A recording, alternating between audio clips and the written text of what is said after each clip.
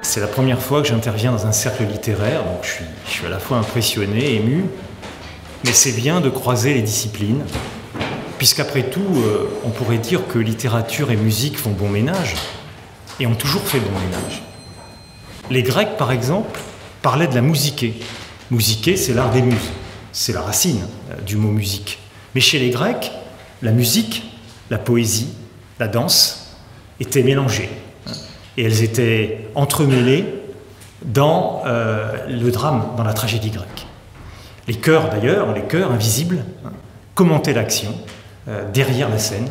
Et Richard Wagner, d'ailleurs, voulait, lui, à travers son orchestre, restituer ce que les chœurs invisibles de la tragédie grecque commentaient au cours des tragédies. La musiké, pour les Grecs, pour Platon, pour Aristote, c'était aussi le langage de l'âme. Hegel dira plus tard que la musique, c'était l'art de l'intériorité, de la subjectivité. Alors, duo gagnant, oui, parce que si on ne prend que la musique symphonique, on accepte l'opéra, parce que dans l'opéra, bien sûr, les auteurs ont été à moult reprises utilisés pour l'opéra. Mais si on prend la musique symphonique, eh bien, je pense à des chefs-d'œuvre où la littérature et la musique se sont entrecroisées de façon absolument magnifique. Prenons la Faust-Symphonie de Liszt, par exemple, ou la Dante-Symphonie de Liszt, autour du drame donc, de Dante. Prenons le Manfred de Schumann, sur un texte de Byron. Prenons le Roméo et Juliette de Tchaïkovski, Shakespeare-Tchaïkovski. Prenons également le Don Quichotte de Richard Strauss, où là, vraiment, la musique sublime, exalte le texte, le transcende. Et puis Egmont, dont nous allons parler ce matin, Egmont, de Goethe, bien sûr, mis en musique par Beethoven. Franz Liszt dira à propos de cette œuvre, qu'il adorait, Wagner aussi d'ailleurs, Wagner a dirigé à de nombreuses reprises l'ouverture d'Egmont, mais aussi la musique de scène. Liszt dira en 1854, « Un grand musicien tire son inspiration d'un grand poète ». Alors, je vous propose le plan suivant. Nous allons dire deux mots déjà de Goethe et Beethoven, quelles étaient les relations entre les deux hommes. Ensuite, nous verrons l'Egmont de Goethe, le drame historique en 5 actes de Goethe. Ensuite, ce qu'en a fait Beethoven quelques années plus tard. Et puis, les regards croisés, bien sûr, nous essaierons d'entremêler à la fois le texte et la musique pour entrer, pénétrer au cœur d'Egmont. Alors, Goethe et Beethoven. On pourrait dire que Goethe et Beethoven, ce sont deux géants non seulement de la culture allemande, mais j'allais dire de la culture européenne en général. Ces deux géants avaient tout pour se rencontrer. Goethe était un amateur éclairé de musique. Goethe avait appris le clavecin tout jeune, le piano, le violoncelle, la flûte. Goethe connaissait la musique, Goethe lisait la musique, et il était un amateur éclairé, à telle enseigne d'ailleurs qu'il a écrit des Singspiel, des petits opéras comiques en allemand, entremêlant à la fois du langage parlé et de la musique. Et puis Beethoven, lui, était un gros lecteur, était un passionné de littérature. N'oublions pas qu'en 1791, à Bonn, il a fréquenté pendant 1 an l'université de Bonn, où il a appris la littérature allemande. Beethoven était un gros lecteur, beaucoup plus que Mozart, et parmi ses auteurs fétiches, il y avait bien sûr Shakespeare, il y avait aussi l'Iliade et l'Odyssée, dont il recopiait des morceaux entiers sur son cahier, et puis les vies parallèles de Plutarque, qui le fascinait, dont il tira d'ailleurs l'histoire de Coriolan, du général romain Coriolan. Donc, on a un auteur qui s'intéresse de très près à la musique et qui joue lui-même de la musique, et on a de l'autre un compositeur qui est féru de littérature. Ils avaient donc tout pour se rencontrer, ils avaient 21 ans d'écart, donc une génération d'écart. Mais finalement, la rencontre n'a pas eu lieu. Ils ne se sont pas trouvés, on va essayer de voir pourquoi. Goethe n'était pas, ne plaçait pas la musique aussi haut que l'on plaçait Schopenhauer ou Nietzsche. Pour Schopenhauer et Nietzsche, la musique était l'art premier par excellence. Schopenhauer considérait par exemple que la musique exprimait ce qu'il appelait la volonté. C'était cette espèce d'énergie vitale présente dans le cosmos, présente dans les plantes, présente dans la nature, présente aussi dans la transcendance. Mais pour autant, il a déclaré un jour, je cite, « C'est peut-être dans la musique que la dignité de l'art apparaît de la façon la plus éminente, parce qu'elle n'a pas de matière à retrancher. Elle est tout entière forme et contenu, élevant et ennoblissant tout ce qu'elle exprime. Et en écrivant cette phrase, il rejoint Beethoven. Car Beethoven, lui, considérait que la musique était, je le cite, l'art le plus haut et le plus élevé, plus supérieur à toute sagesse et toute philosophie, disait-il. Donc les deux hommes se rejoignent sur la conception qu'ils avaient de la musique. Mais à propos de la 5e symphonie, que le jeune Félix Mendelssohn Bartholdy viendra jouer dans la maison de Frauenplan à Weimar, devant Goethe, Goethe aura cette phrase, je cite, « Cela émeut en rien, cela étonne seulement. C'est grandiose. On aurait peur que la maison s'écroule. » Mendelssohn lui avait joué en version piano. Hein. S'il y avait eu l'orchestre, la maison se serait effondrée d'autant plus. Bien, alors Beethoven, lui, est un gros lecteur, je viens de vous le dire, et il admire Goethe profondément. À telle enseigne qu'il écrira dans une lettre du 8 février 1823, il parlera d'une admiration, d'un amour, d'une estime vis-à-vis de cet homme. Il mettra en musique d'ailleurs certains de ses textes, Le Roi des Aulnes, Schubert aussi quelques années plus tard, un lied donc, mais aussi un magnifique morceau pour orchestre et chœur qui s'appelle Mer calme et heureux voyage, en 1815. Et puis dans les dernières années, même dans les derniers mois de sa vie, il envisageait de mettre en musique le Faust. Alors les deux hommes ont des points communs, et c'est vraiment dommage qu'ils ne se soient pas rencontrés davantage. Ils se sont rencontrés, on va y venir, mais le courant n'est pas passé. Les deux hommes ont deux points en commun. D'abord, leur vie et leur œuvre s'interpénètrent. La vie et l'œuvre s'entremêlent. L'œuvre, finalement, est considérée, pour les deux, comme le reflet, comme le commentaire de leur vie. Très difficile de séparer l'œuvre et la vie de ces deux hommes. De perpétuels amoureux. Ce sont des hommes qui, Goethe est tombé, je crois, 15 ou 20 fois amoureux, et Beethoven, lui aussi, son élève dit qu'il avait toujours une femme en tête à Vienne, en tout cas dans les premières années. Des deux hommes qui étaient fascinés à la fois par l'amour, par la femme, ce qui fera dire d'ailleurs à Goethe dans le Faust II, dernière phrase du Faust Goethe, « L'éternel féminin nous attire vers en haut ». Mais pour autant, ni l'un ni l'autre n'était romantique. Goethe se méfiait des romantiques, Goethe préférait, j'allais dire, le caractère apollinien du drame grec, du classicisme, aux excès du romantisme. Quant à Beethoven, qu'on a souvent voulu classer comme un romantique, Beethoven soignait la forme alors que les romantiques font exploser la forme, et Beethoven n'était pas intéressé par les arrière-mondes. Beethoven était un homme des Lumières. Il avait fréquenté à Bonn des cercles littéraires, justement, la Lesegesellschaft, la société de lecture, où il fréquentait de grands intellectuels, et Beethoven n'était pas du tout un homme des arrière-mondes ou des choses absolument surréalistes comme l'ont fait les romantiques en faisant également exploser la forme. Beethoven était un architecte des sons. Alors ils ont eu une amie commune, une amitié amoureuse, parce que je vous ai dit que ces deux hommes tombaient facilement amoureux, et on tombait facilement amoureux d'eux, puisque vous imaginez l'attrait que des génies pareils pouvaient exercer sur des femmes jeunes ou moins jeunes. Une amie commune, Bettina Brentano, 25 ans, exaltée, fille d'un grand auteur de littérature allemande, qui servira d'intermédiaire entre les deux hommes au moment où justement Beethoven vient de mettre en musique le drame de Goethe, Egmont. Donc là, les deux hommes, grâce à l'entremise de cette jeune femme, se rencontrent à Teplice, en Bohême, en Moravie. Beethoven était là déjà depuis plusieurs semaines. Goethe arrive à Teplice, en Moravie, c'est une ville d'eau, Teplice. Et c'est Goethe qui, le premier, se rend chez Beethoven. Ce qui est assez curieux, puisque Goethe était quand même, il avait 63 ans, Goethe était, j'allais dire, un monument, un dieu vivant déjà de son époque. Le Werther avait eu un tel succès, et pas mal de ses pièces aussi, qu'il était effectivement très connu. Beethoven était connu, mais peut-être un petit peu moins. Goethe se rend chez Beethoven, et on a 4 rencontres au mois de juillet 1812, donc, où les deux hommes ont longuement parlé. Ils ont fait une excursion ensemble, ils sont même allés, je crois, vers Carlo Vivari, qui n'était pas très loin, et on ne sait pas exactement ce qui s'est dit, mais on peut le deviner. On peut le deviner comment? Eh bien, tout simplement en lisant les lettres de Goethe. Première lettre de Goethe à sa femme Christiane Vulpius, qu'il envoie donc à Weimar, de Teplice.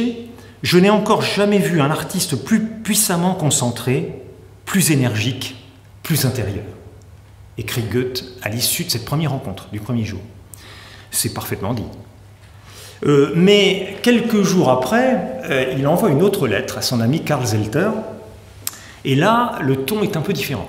On peut penser donc que, outre la fascination première, la fascination réciproque première de ces deux géants, un certain nombre de tensions, de désaccords sont apparus. Je lis, lettre donc de quelques jours après la première rencontre, « Son talent m'a plongé dans l'étonnement, mais c'est malheureusement une personnalité tout à fait indomptée. Il n'a sans doute pas tort de trouver le monde détestable, mais vraiment il ne le rend ainsi plus plaisant ni pour lui ni pour les autres. Il est très excusable, et très à plaindre d'ailleurs, car il devint sourd.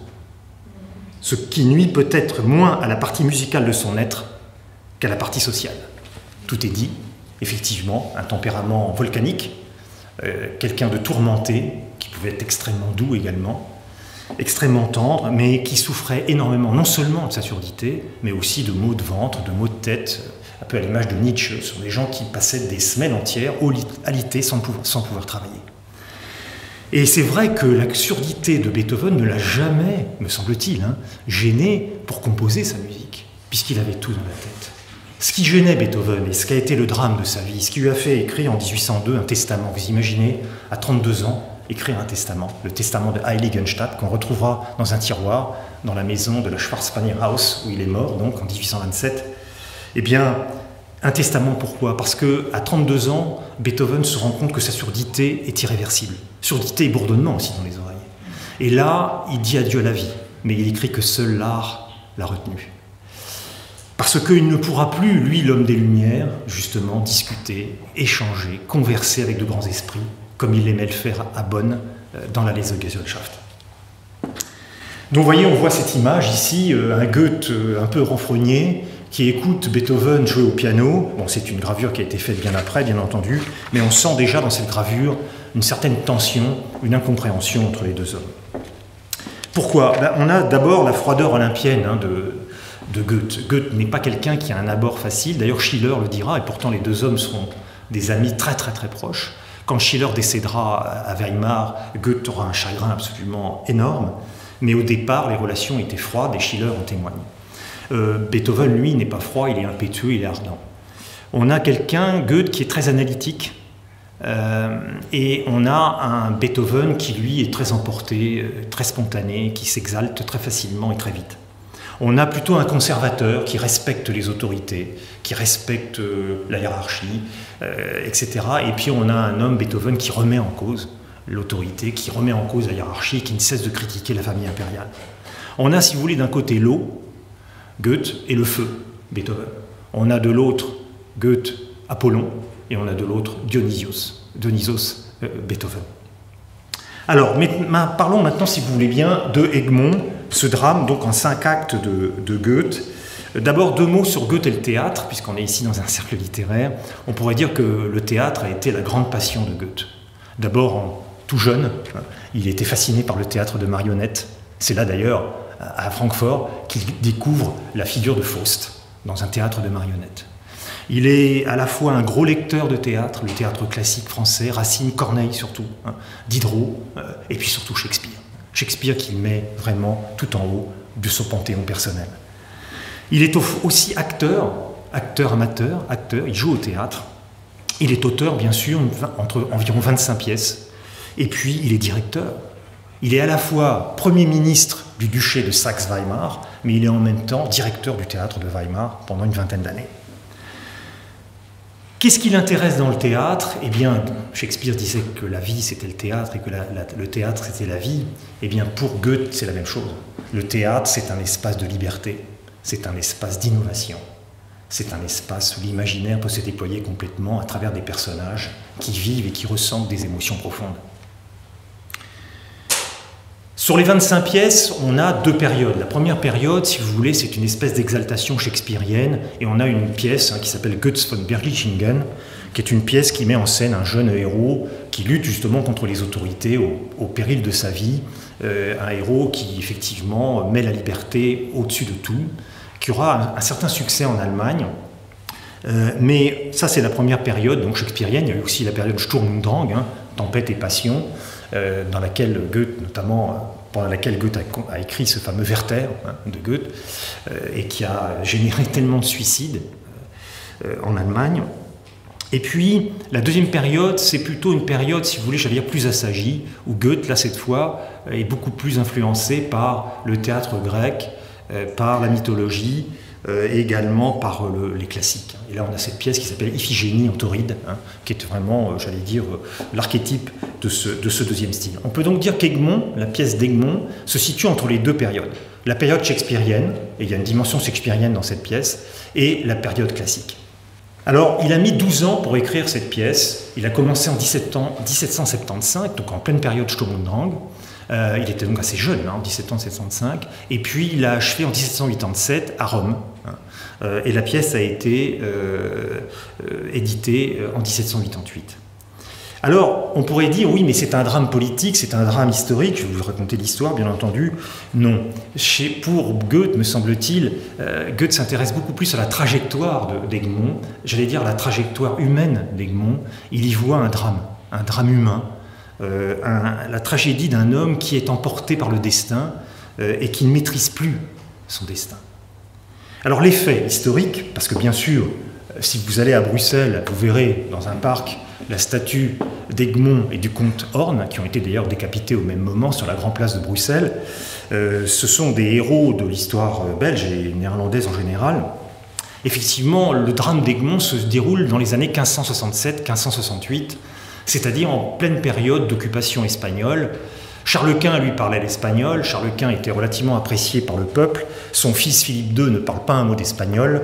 Il n'est pas apprécié par le peuple. Il a beau avoir mis sa sœur Marguerite de Parme comme régente donc, des territoires des Provinces-Unies, le courant ne passe pas avec le peuple et un certain nombre d'émeutes se déroulent dans le nord du territoire, non seulement pour des motifs religieux puisque c'est le début de la Réforme, il y a effectivement un certain nombre d'églises qui sont endommagées, d'églises catholiques, mais aussi pour des motifs économiques puisque les impôts sont assez écrasants et la bourgeoisie des Provinces-Unies a bien du mal à vivre de son travail. Donc on a des émeutes dans le nord et Philippe II décide d'appeler le duc d'Albe, hein, Ferdinand de Tolède, qu'on appelait le duc de Fer, qui lui arrive à la tête de 10 000 hommes hein, et qui immédiatement instaure des tribunaux d'exception. Hein. Il y a 1000 exécutions dans la première semaine et il instaure la terreur. Il instaure la terreur et le voile s'assombrit sur tout le territoire. Alors, deux figures emblématiques donc, ressortent à cette époque. Vous avez Guillaume d'Orange, qui lui, plutôt gouverne sur le nord du pays, sur la Hollande, et puis le comte d'Egmont. Orange décide de partir, avant que Albe arrive, il pressent le drame, hein, donc il part, il va se réfugier en Saxe, il reviendra d'ailleurs avec des troupes pour faire la guerre au duc d'Albe, mais Egmont, lui, qui est un être, j'allais dire, qui croit en la vie, qui est optimiste, qui est léger, il reste, il décide de rester au péril de sa vie. Voilà en gros, si vous voulez, le contexte historique. Alors, alors qui était le duc d'Egmont, le prince Lamoral? C'était un ancien officier de Charles Quint. Il a combattu à la tête de la cavalerie, notamment à Saint-Quentin, à Gravelines, et ça lui a valu d'ailleurs d'être décoré de l'ordre du chevalier de la Toison d'Or, ce qui était une décoration très prestigieuse, équivalent un peu de la Légion d'honneur, hein, que d'ailleurs Napoléon remettra à Goethe après leur rencontre à Iéna. Donc c'est un militaire, si vous voulez, c'est un homme aussi, c'est un réformateur, c'est un modéré, c'est quelqu'un qui croit effectivement en l'équilibre des pouvoirs, et il est légitimiste, hein, il croit quand même à l'autorité du roi d'Espagne, mais effectivement, lorsque le duc d'Albe arrive et sème la terreur, il n'est plus d'accord, et il le dit, hein, et ça lui vaut d'être emprisonné et exécuté.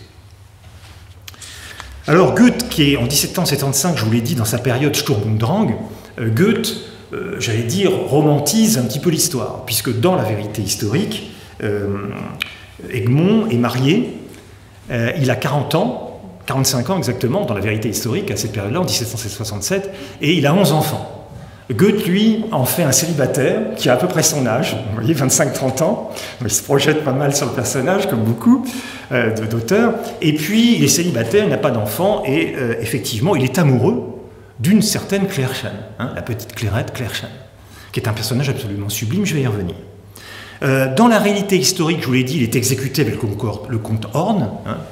Là, dans l'histoire de Goethe, il n'est pas question du comte Horn. Dans le drame de Goethe, il est peu fait allusion aux activités politiques d'Egmont. Or, Egmont est membre de la Chambre, hein, du Parlement, en fait, et ça n'apparaît pas dans la pièce. J'allais dire que le côté politique n'intéresse pas tellement Goethe. Ce qui intéresse Goethe, c'est la lutte, si vous voulez, entre deux caractères, et c'est là que c'est très shakespearien, entre le duc d'Albe, qui est un homme, si vous voulez, pour qui la fin justifie les moyens, hein, et Egmont, qui lui est un homme pour qui le respect de l'homme est une valeur centrale. Donc ça, c'est deux caractères qui s'affrontent et qui vont s'affronter jusqu'à la mort. Il resserre l'action, puisque dans la réalité historique, ça dure plusieurs années, là, ça dure quelques semaines. Alors, dans tous les cas, que ce soit dans le drame de Goethe ou dans la réalité historique, Egmont est une figure héroïque, est une figure positive. Lisons par exemple ce que dit un artisan à l'acte 1 du drame de Goethe. « Tenez, Egmont, pourquoi plaît-il tant à tout le monde? Pourquoi le porterions-nous sur nos mains? C'est qu'à son air, on voit qu'il nous veut du bien. C'est que la gaieté, la franchise, la bonhomie lui sortent par les yeux. » Fin de citation. Alors chez Goethe, il est entraîné, cet homme, qui aime la vie, qui est amoureux de Claire Schoen, qui est optimiste. Eh bien cet homme va être entraîné justement par son optimisme, par cette énergie qu'il a en lui. Parce que pour lui, il y avait cette notion de démonisme. Le démonisme chez Goethe, si vous voulez, c'est une espèce de force, c'est une espèce d'énergie que les grands hommes, que les hommes exceptionnels ont en eux. Cette énergie leur fait soulever des montagnes, pensez à Napoléon. Mais cette énergie, parfois, les submerge, les dépasse, et les mène vers un destin tragique. Napoléon, à l'île de Sainte-Hélène. Là, c'est le cas pour Egmont. C'est un personnage qui est entraîné par des forces démoniques et qui, en quelque sorte, presque malgré lui, vont l'entraîner à sa perte. Ce qui est extraordinaire dans ce texte de Goethe, c'est qu'il insère à 5 reprises la mention musique. Je veux de la musique. Je souhaite de la musique.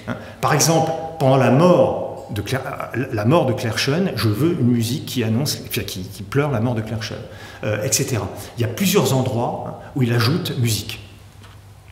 Alors justement, il utilisera d'ailleurs au départ, parce qu'en 1791, l'œuvre est créée en 1791 à Weimar, Beethoven est encore à Bonn à cette époque-là, il est encore peu connu, il utilisera les services de 2 compositeurs peu connus, dont l'un quand même était le maître de chapelle de Frédéric II, le deuxième, et c'était des amis à lui. Je vous passe les noms parce que vous ne les connaissez pas et ils sont très peu connus, mais disons que ce drame a été mis en musique par 2 compositeurs. La première partition a été perdue d'ailleurs, et la deuxième, d'un dénommé Johann Friedrich Reichardt, donc existe toujours. Alors la musique de scène d'Egmont, qu'en a fait Beethoven et qu'est-ce qui s'est passé? Eh bien, les 5 mentions de Goethe deviennent 10, puisque Beethoven ajoute une ouverture, 4 musiques d'entracte. Donc 4 plus 1, ça fait 5, plus les 5 mentions de musique de Goethe, ça fait 10. Alors, pourquoi Beethoven a composé Egmont, pardon. Il a composé Egmont non pas tellement comme il l'a déclaré un jour dans une lettre pour faire plaisir à Goethe. Il voulait faire plaisir à Goethe, bien sûr. Mais il a composé Egmont parce que le directeur du Burgtheater de Vienne lui a demandé. Il lui a demandé en 1810, au moment où le Burgtheater, donc le théâtre impérial, si vous voulez, remet en scène l'Egmont de Goethe.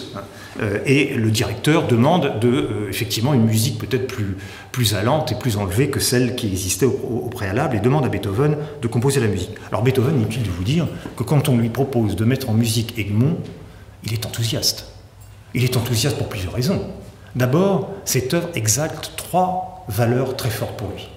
Le destin, la liberté et l'amour. Ce qu'on retrouvera d'ailleurs dans Fidelio. Deuxièmement, il admire Goethe. Il aime profondément Goethe. Troisièmement, cette histoire se déroule en Flandre. Or, son grand-père est né en Flandre. La musique, la famille, pardon, Van Beethoven, il se faisait appeler parfois von Beethoven, mais c'était pas von Beethoven, c'était Van Beethoven, ce n'est pas une particule, venait de Belgique. Donc, vous voyez, les 3 éléments sont réunis pour qu'il puisse donner le meilleur de lui-même en composant cette musique. Il suit d'ailleurs les indications de Goethe à la lettre, et tout content, il lui envoie une lettre le 12 avril 1811, une des rares lettres qu'on a entre Beethoven et Goethe.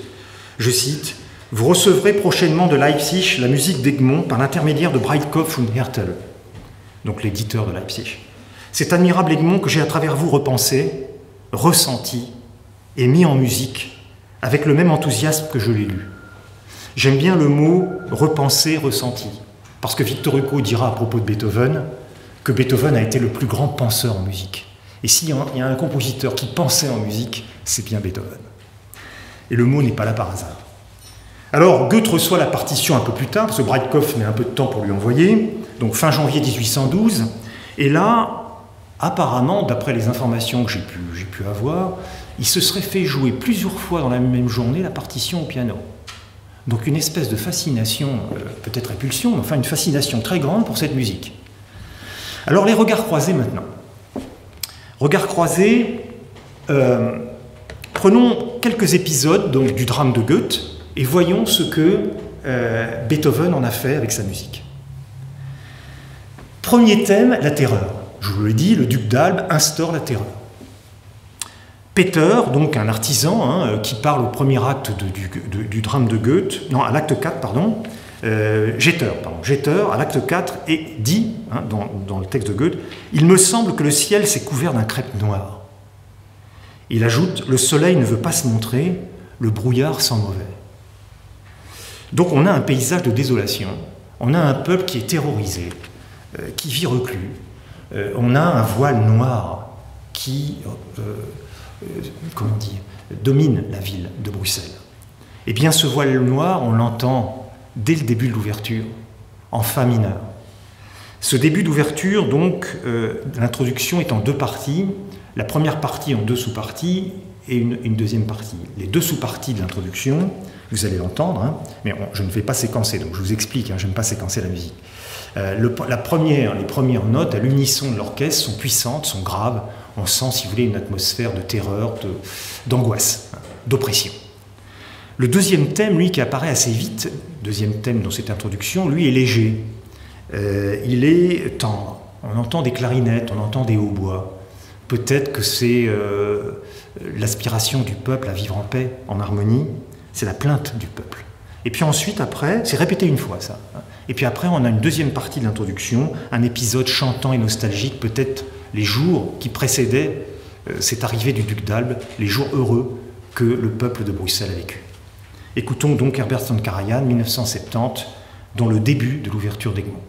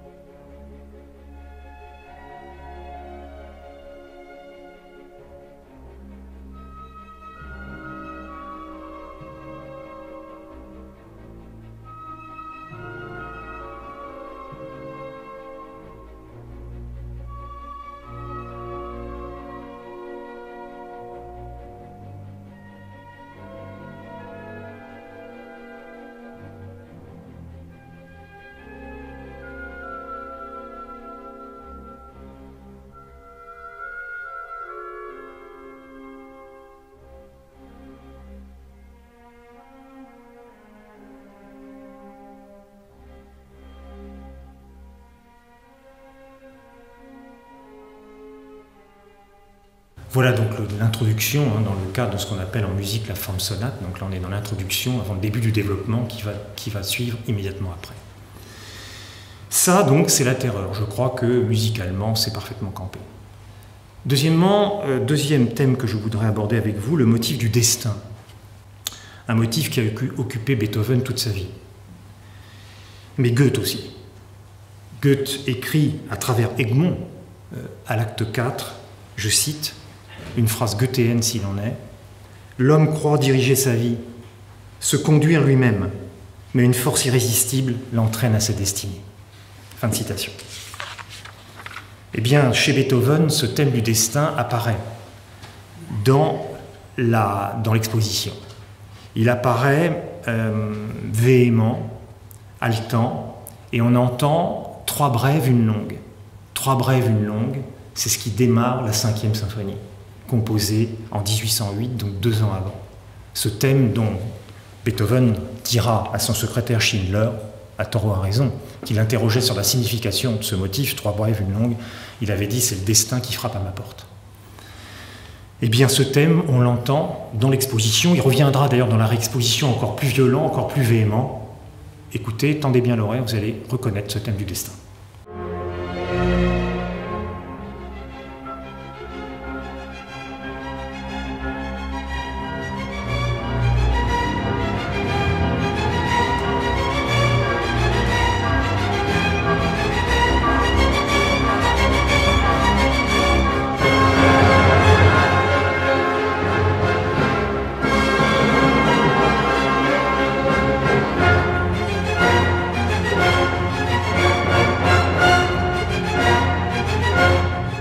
La mort d'Egmont maintenant, autre épisode donc qu'on entend dans l'ouverture.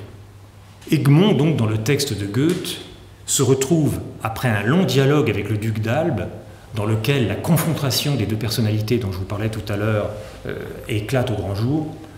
Eh bien Egmont de façon totalement sournoise puisque quand le duc d'Albe convie Egmont dans son palais, il n'est pas question de l'arrêter. Il l'arrête, j'allais dire sournoisement, traîtreusement. Et son fils Ferdinand, le fils du duc d'Albe, se prend d'amitié pour Egmont et vient lui parler dans son cachot. Et les deux hommes nouent une relation intense, brève, mais intense. Et lorsque Ferdinand quitte le cachot d'Egmont, Egmont a cette phrase, je cite, acte 5. « Aucun moyen de s'échapper. Douce vie, chère habitude d'être et d'agir, c'est à toi qu'il me faut renoncer. Il me faut prendre ta main, la serrer dans la mienne, ramener encore une fois mes yeux sur les tiens, admirer ta beauté, sentir vivement tout ton prix, puis faire un douloureux effort, m'arracher de toi et te dire « va-t'en ». Eh bien, cette mort d'Egmont, c'est adieu à la vie. Nous l'entendons dans la réexposition d'ouverture. Nous entendons 3 sonneries de cuivre stridentes en fortissimo, l'issue fatale. Les trompettes de la mort, probablement, qui alternent avec la douceur des cordes. Si vous écoutez bien, on a ces cuivres très stridents et puis on a des cordes très douces. Peut-être mention de ce que Goethe écrit, la douce vie qu'il va falloir quitter. Et puis un silence, la mort d'Egmont. Et puis ensuite, des bois, pianissimo, Beethoven note en marge de sa partition PPP. Pianissimo, ce qui est une mention assez rare chez Beethoven, parce que pianissimo c'est P c'est piano, PP c'est pianissimo, et PPPP c'est pianissimo. Il met pianissimo, donc c'est une atmosphère de recueillement, de deuil. Ouverture, Karajan, 1970.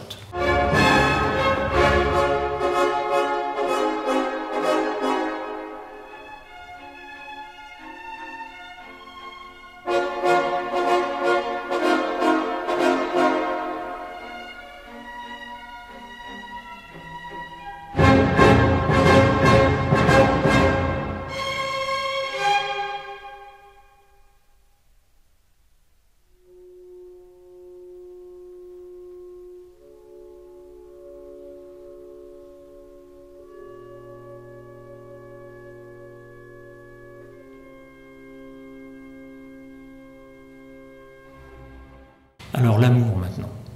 Moi qui ai travaillé longuement sur la flûte enchantée, Je me demande si finalement c'est pas l'amour, comme disait Nicolas Hossarnancourt. On a interrogé une fois Nicolas Hossarnancourt sur la signification de la flûte enchantée.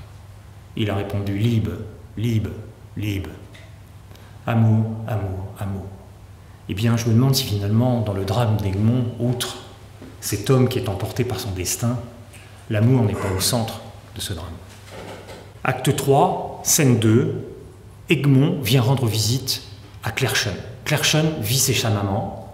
C'est une famille de la petite bourgeoisie. Et il arrive avec sa tenue de chevalier de la Toison d'Or. Clerchen, qui elle est aimée d'un jeune homme qui s'appelle Brackenbourg, un amoureux transi. C'est un amour malheureux, un amour tragique pour lui. D'ailleurs, il a songé à se suicider, ce jeune Brackenbourg, et c'est ce qui vaudra d'ailleurs cette petite fiole de poison qu'elle récupérera auprès de Brackenbourg. C'est cette fiole de poison qui servira à Clerchen pour se suicider. Eh bien, Clerchen donc est aux anges parce que son noble, épreux et héroïque chevalier, qui passe souvent sous ses fenêtres, sous les vivas de la foule, vient lui rendre visite, chez elle, chez sa maman. Et elle lui dit, je cite, « Laisse-moi fixer mes yeux sur les tiens. Y trouver tout, consolation, espérance, joie, douleur. » Egmont la serre dans ses bras et il déclare « Je suis aimé et connu du meilleur des cœurs, avec un amour, une confiance sans borne. Je suis ton Egmont. » Et Clerchen ajoute « Que je meurs donc. Le monde n'a plus de joie après celle-ci. » Alors elle chante après justement son second lied, un lied qui est noté textuellement dans le drame de Goethe, un lied où il est question « Heureux seul est l'amour qui aime ». Donc c'est le deuxième lied de Clerchen. Le premier lied qu'elle chante par Beethoven, c'est un lied où elle appelle en quelque sorte au combat pour aider Egmont dans sa lutte contre la tyrannie. Elle dit qu'elle voudrait être un homme, si elle pouvait être un homme. C'est une tonalité très héroïque dans ce premier lied de Clerchen. Si j'étais un homme, je viendrais soutenir mon bien-aimé.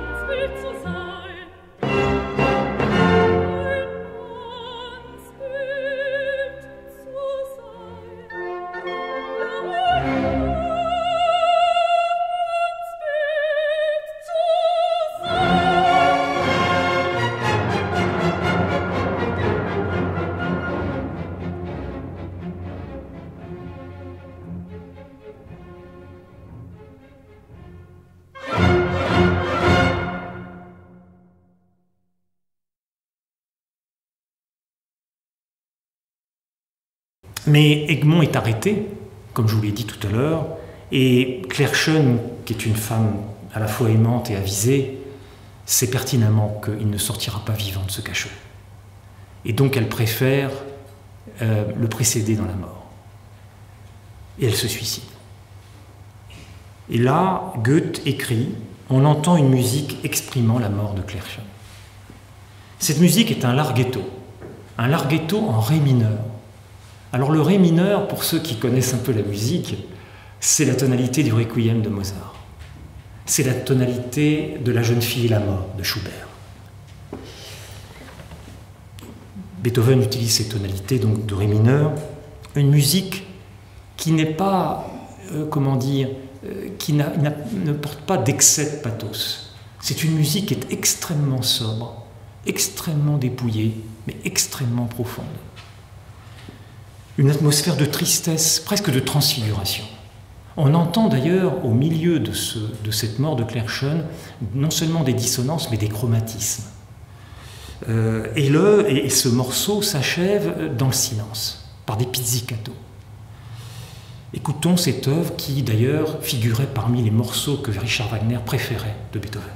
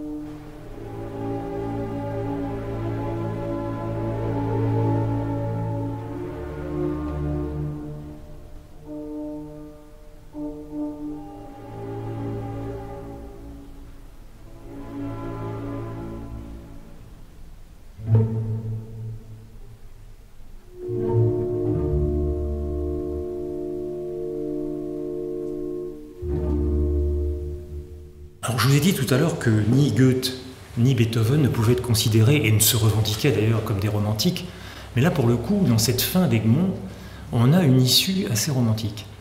Parce que non seulement Claire Schoen se suicide par amour, une fin un peu tristanienne si vous voulez, mais en même temps, au moment où Egmont, dans son cachot, dans les toutes dernières heures de son existence terrestre, s'endort, Claire Schoen réapparaît. Elle réapparaît dans son sommeil. Et elle réapparaît sous l'habit de la liberté.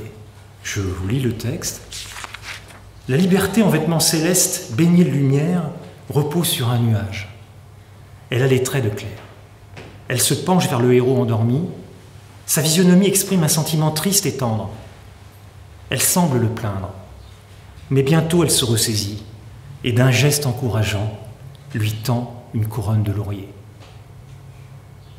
Et là, Egmont prononce une phrase qui, me semble-t-il, est la phrase clé de l'œuvre. Oui, elles étaient réunies, les deux plus douces joies de mon cœur.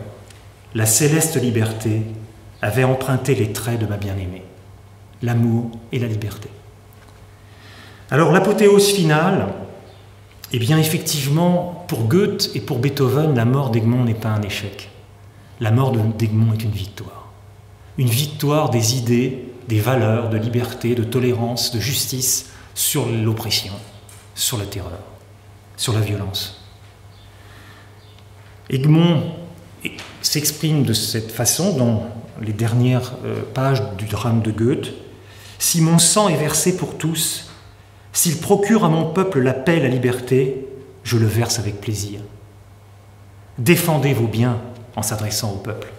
Et pour sauver ce que vous avez de plus cher, tombez avec joie, comme je vous en donne l'exemple. » Et le dernier paragraphe, ce qui clôture ce drame, dernier paragraphe écrit par Goethe lui-même, « Tambour, tandis qu'il marche vers la garde et gagne la porte du fond, le rideau tombe.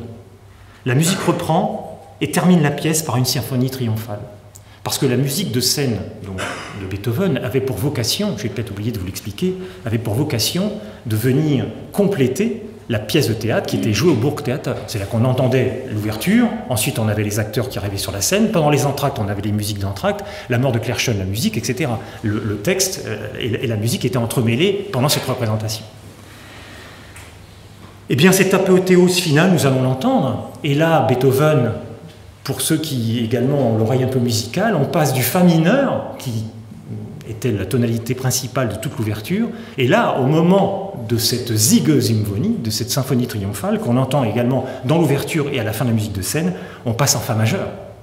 Comme toujours chez Beethoven, on a un début plutôt tragique, plutôt sombre, pensez à la 5e par exemple, ou à la 9e, et puis on a un final apothéotique, on a un final optimiste, on a un final qui se projette de façon lumineuse dans l'avenir.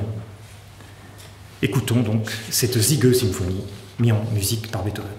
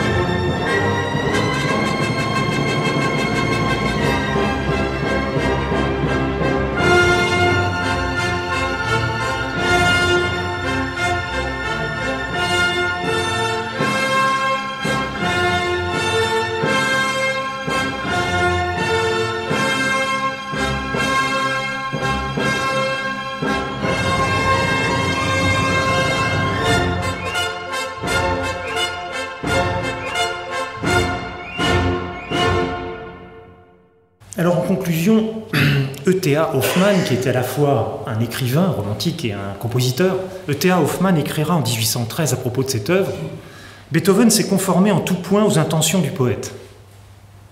Sa musique reflète parfaitement, au plus profond de son âme, l'esprit de ce poème, à la fois tendre et puissant. » Deux géants de la culture allemande, je vous l'ai dit en introduction, deux géants de la culture européenne, qui exalte ici les mêmes valeurs.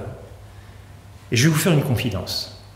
Quand j'écoute cette musique, en période de terrorisme comme celle que nous vivons aujourd'hui, puisque le dernier attentat date de quelques semaines, quelques mois en France, mais on en aura d'autres, et on en a eu d'autres. Eh bien, en cette période troublée d'attentats, je ne peux m'empêcher de penser à ces deux hommes et à cette musique qui exalte les valeurs européennes. L'égalité de l'homme et la femme, la liberté, et le don de sa vie. Pensons à ce gendarme, Beltrame, qui a donné sa vie pour sauver des vies humaines. Donc cette musique, me semble-t-il, et ce texte est encore éminemment d'actualité, puisse-t-il nous donner la force eh bien, de continuer à vivre dans la paix, la liberté et l'harmonie. Merci de votre attention.